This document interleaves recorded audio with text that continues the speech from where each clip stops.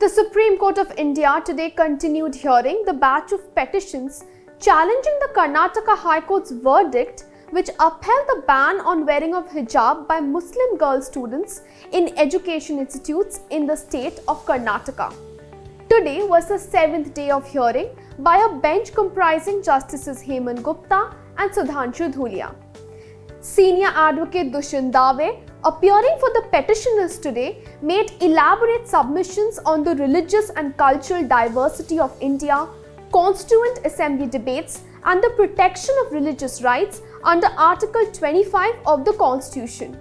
He submitted that Muslim girls wearing hijab cannot be said to have hurt anybody's sentiments. He underscored that first the whole dispute over love jihad and now the prevention of Muslim girls from wearing hijab to educational institutions reflect a pattern to marginalize the minority community. He also urged the bench that with the expansion of the scope of rights under Article 19 and 21, the Constitution has to be interpreted liberally.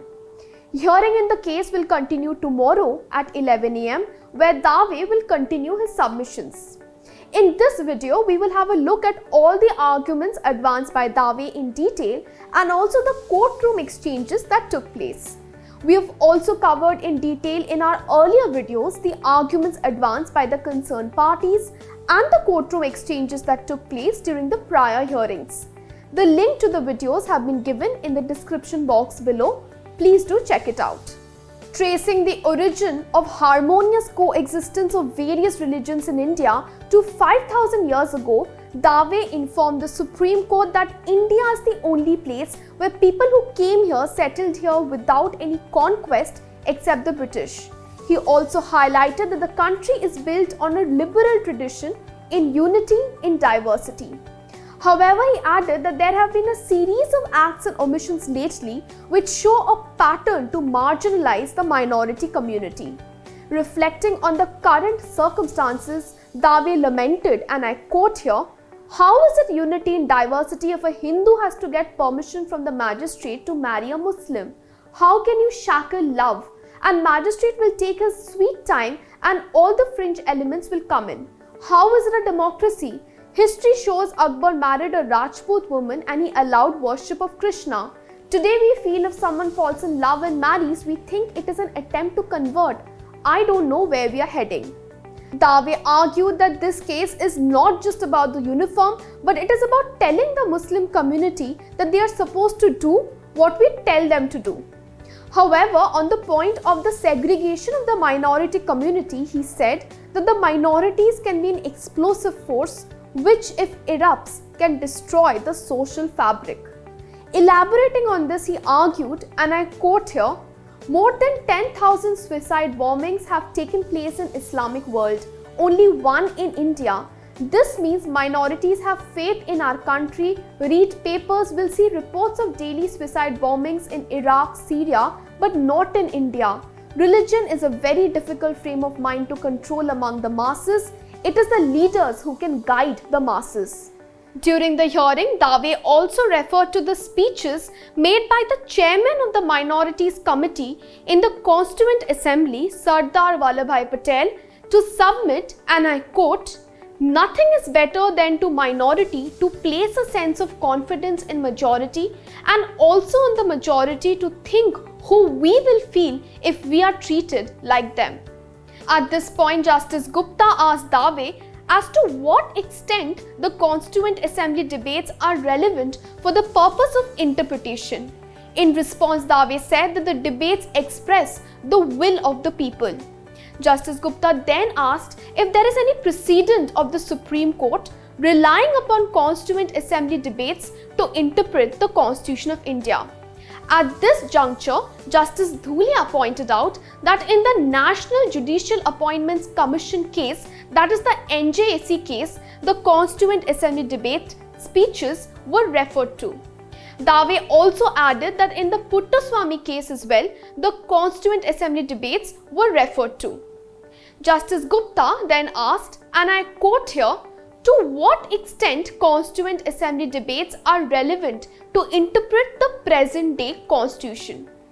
Dave responded to this question by saying, and I quote again, "To the fullest extent, they give birth to Constitution. These are people who spent over 2 years on Constitution and their views are sacrosanct." He further highlighted that the concept of fraternity has been completely lost sight of by the government. During the hearing today, Dave also submitted that for centuries Muslim women have been wearing the hijab in countries such as Malaysia, Arabia, America, and that even in the modern world, the Muslim women are wanting to wear the hijab. Pertinently, Dave questioned if the wearing of hijab is threatening the unity and integrity of India. Addressing this, Justice Dhulia remarked that nobody is making such an assertion and that even the High Court judgment had not stipulated anything like this. However, Dave responded by saying that ultimately that is the only reasonable restriction that can be imposed on the exercise of this fundamental right.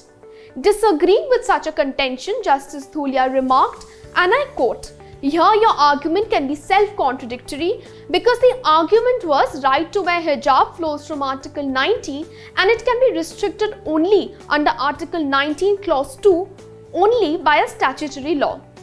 Asserting that the Karnataka government circular is not law within the meaning of Article 13 of the Constitution, Dave argued that it should be deemed void for violating fundamental rights.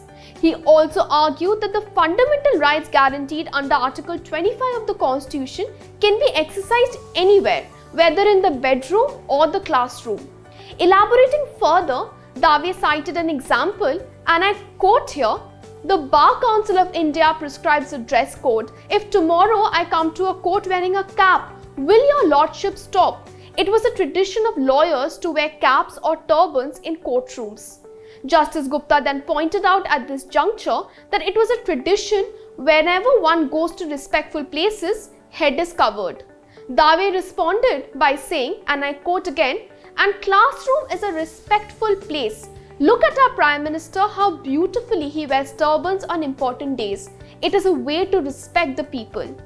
He also referred to a passage in the 1954 judgment of the Supreme Court in the Shirumat case, which had held that the propagation of religion can take place in a parlor meeting also, and accordingly contended that the propagation of religion can take place in a school as well.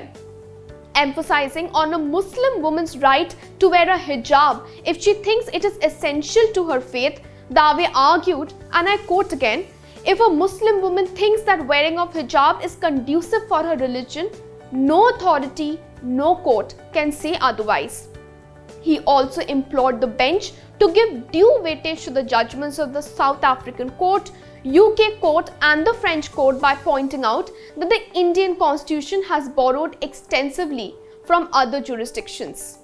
Concluding his arguments for the day, Dave submitted, and I quote again, "Can we say from a common sense view that hijab is not an essential practice?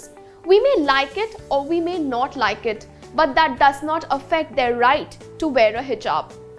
Thank you. This is Aratrika Bhaumik for Live Law. Keep watching Live Law for more such updates.